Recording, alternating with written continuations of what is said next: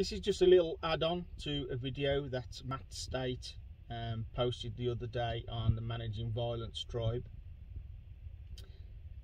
He spoke about the fact that we should now be upgrading the traditional, or the not traditional, but the old Geoff Thompson fence, and upgrading it to the passive fence or stance.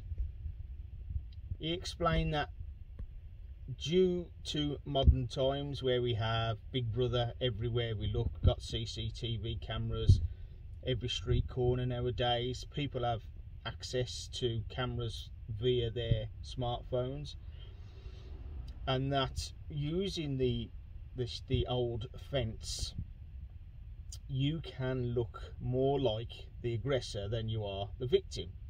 So if somebody's attacking you verbally and you are in the old style fence, through the eyes of a CCTV camera, which most of them on the streets don't have sound, so you will look like the aggressor, because more or less it's a fighting stance, isn't it? When you've got your palms out, you've only got to clench your fists and it's a fighting stance. So he's totally right in what he's saying, and I'm glad that he's brought it up.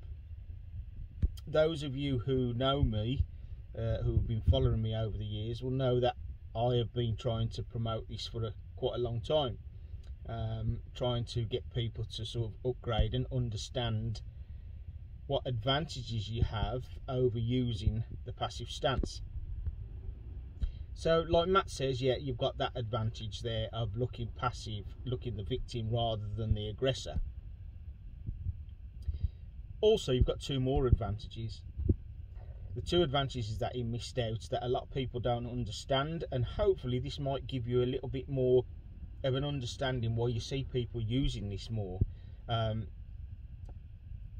don't think that people sort of know why. Obviously some people do, but a lot of people don't know why it's so useful. So for those of you who don't actually know, I want to explain. So number one, you've got the advantage of looking the victim rather than the aggressor. Number two, you have a physiological advantage over the aggressor. So what I mean by that is, under the effects of adrenal stress, there's many of them, many different types of symptoms, or signs should I say, of somebody under adrenal stress, but one of them is losing their peripheral field of vision.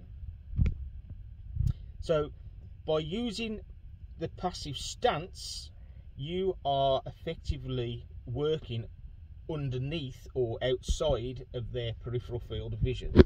So if your hands are at a nice relaxed chest height, medium chest height, I like to work from just above the solar plexus, around there. That's just my natural talking, my talking range, where I have my hands up, because I do like to talk with my hands.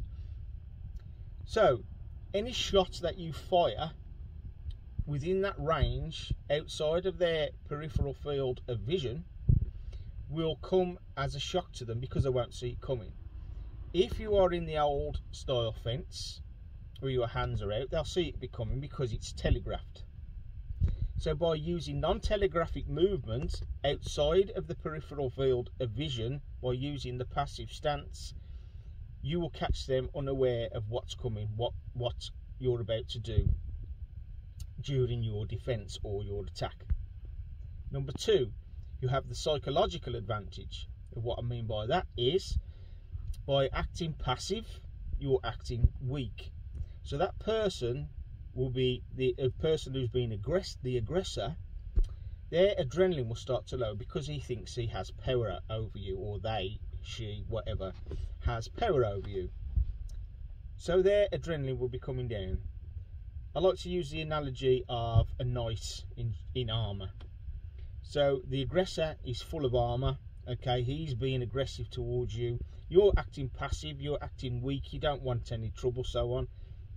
So as you're going along and you're acting passive, remember, we should be using passive verbal communication, not aggressive verbal communication with passive stance, because it doesn't work.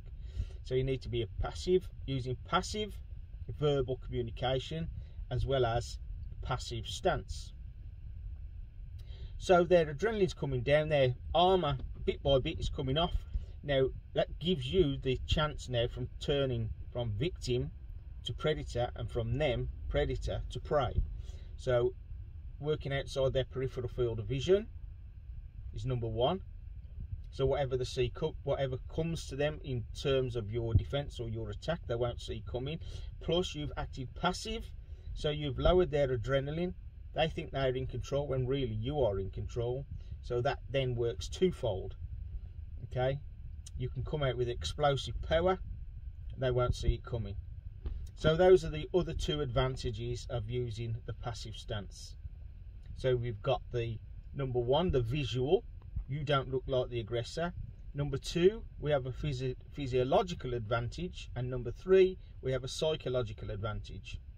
So that's just a little add-on to what Matt said. So well done, Matt, as well, for bringing that up. See you soon.